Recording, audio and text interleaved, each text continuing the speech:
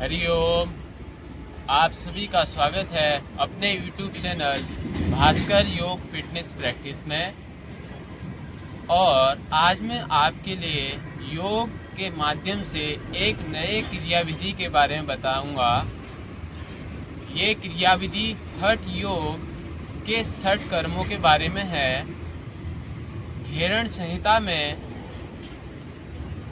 60 कर्म बताए गए हैं, जो 60 कर्म हमारे शरीर की शुद्धि और हमारे शरीर के लिए बहुत ज़्यादा ज़रूरी है। महर्षि घेरण में योग से पहले अंग के रूप में वर्णित किया गया कि महर्षि घेरण का मानना है कि बिना 60 कर्म के अभ्यास से कोई भी साधक योग मार्ग की सफलता प्राप्त नहीं कर सकता है। सबसे पहले शरीर की शुद्धि के लिए 60 कर्म करने जरूरी हैं, और जो 60 कर्म हैं वह नेति, धोती, नौली, वस्ती, कपालभाति, त्राटक, ये हमारे घेरण संहिता के 60 कर्म हैं। और इन्हीं में मैंने आपको पहले नेति बताई थी। नेति में मैंने आपको बताई थी नेति, सूत्र नेति और जल नेति। और आज मैं आपको बता रहा हूँ धोती। धोती 4 प्रकार की होती है: अंत्य धोती, दंत्य धोती, हृदय धोती। और इसमें जो हृदय धोती होती है, हृदय धोती के 4 प्रकार होते हैं: दंड धोती। वस्त्र में आपको बताऊंगा दंड धोती। दंड धोती एक पाइप के माध्यम से की जाती है।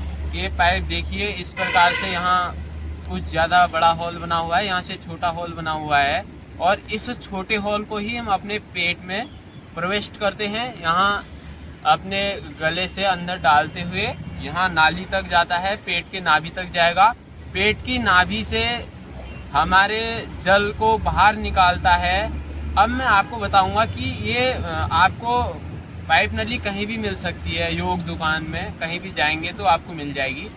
पर लेकिन इसको प्रयोग करने से पहले जो आपको सावधानियां रखनी है, ये हल्का सा नमक डाल के गर्म पानी में धो लेना है रबड़ को, और उसके बाद ही इसका प्रयोग करना है।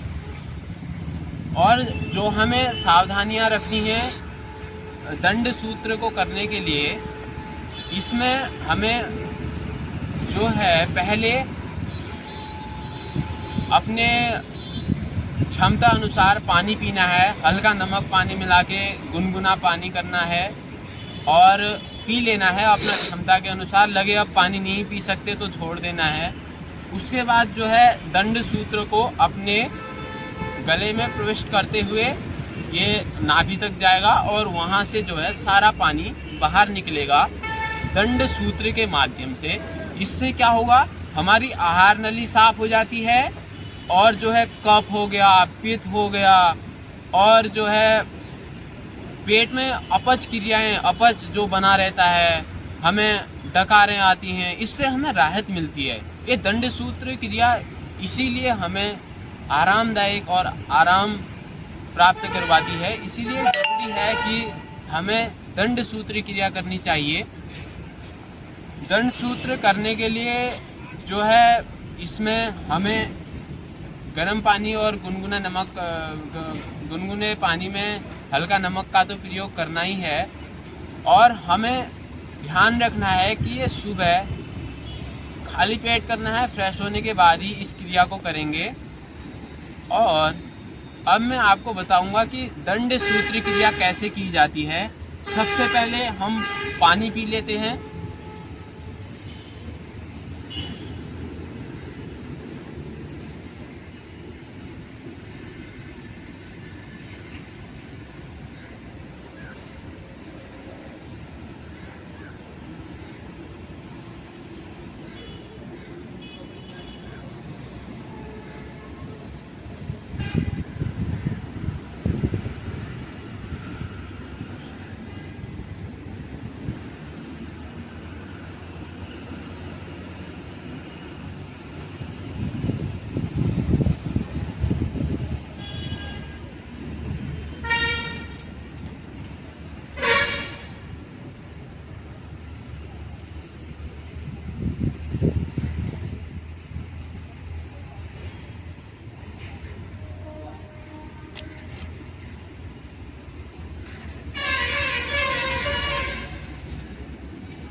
जैसे कि आपने देखा, मैंने अपने क्षमता अनुसार पानी पिया और अब हम दंड सूत्र को पकड़ेंगे। ये इस वाली हॉल से नहीं करते हुए छोटी हॉल के साथ करेंगे।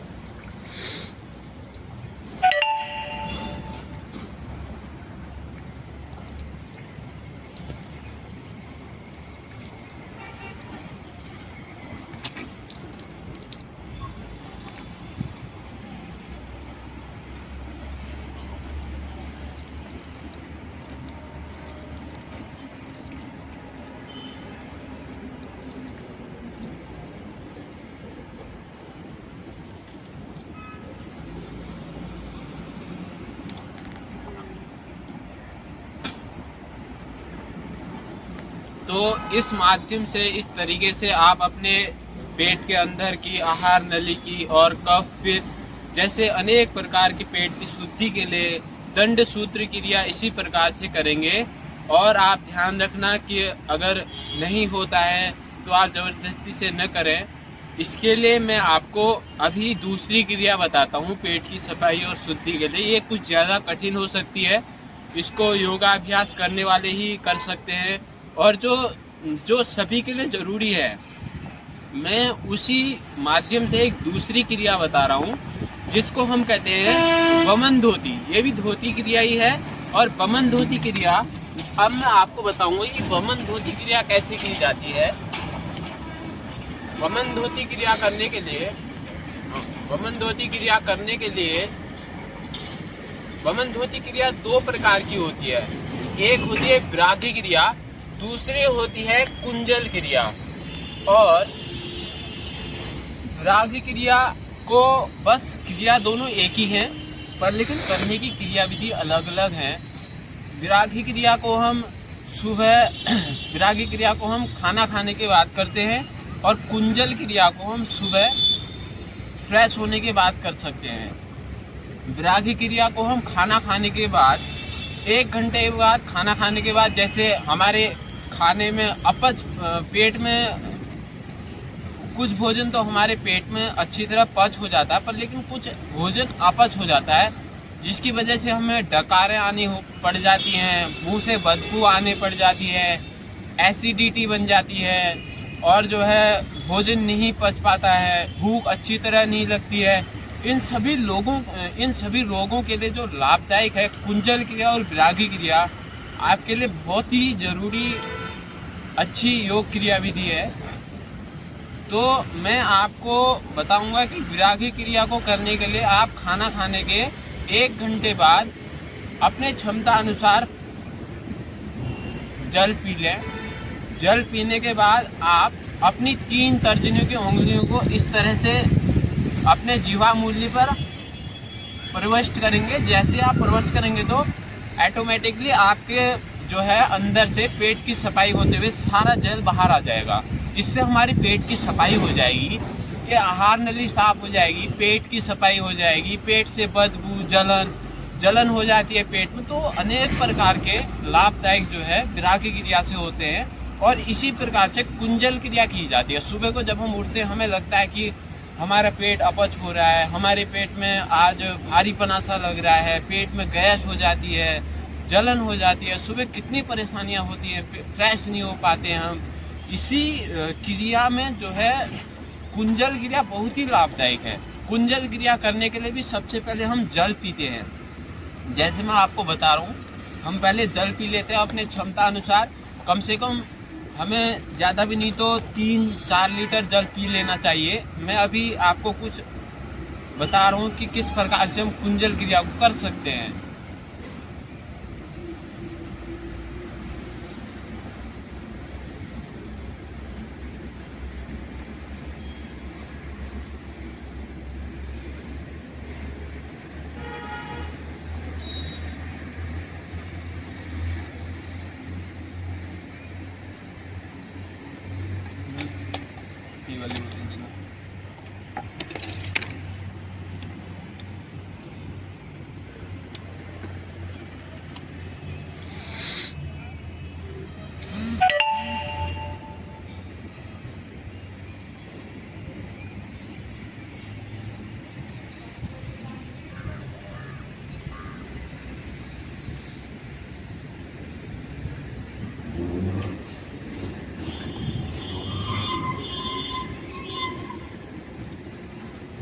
कुंजल क्रिया करने के लिए हमने अब जल पी लिया।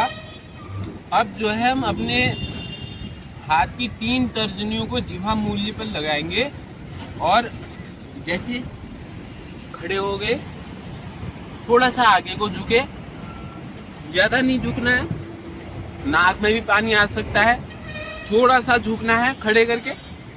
अपनी 3 तर्जनियों को जिह्वा मूल्य पर प्रविष्ट करना है। जैसे ही आप लगाएंगे ऑटोमेटिकली जल जो है, जो अंदर से जल बाहर आ जाएगा सफाई करते हुए। देखिए जैसे ये नाखून कटे हुए होने चाहिए और हाथ साफ होना चाहिए।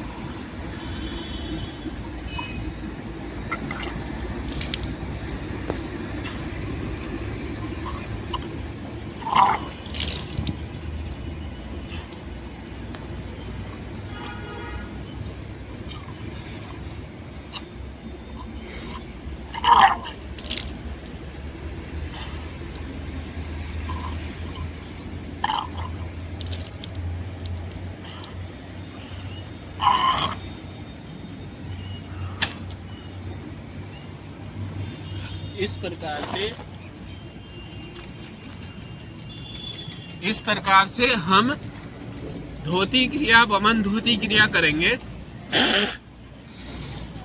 अभी जो मैंने क्रिया की, ये धोती क्रिया की वमन धोती क्रिया थी। वमन धोती क्रिया में मैंने आपको बताया था कि विरागी क्रिया और कुंजल क्रिया। एक कुंजल क्रिया थी जो सुबह की जाती है, खाली पेट की जाती है।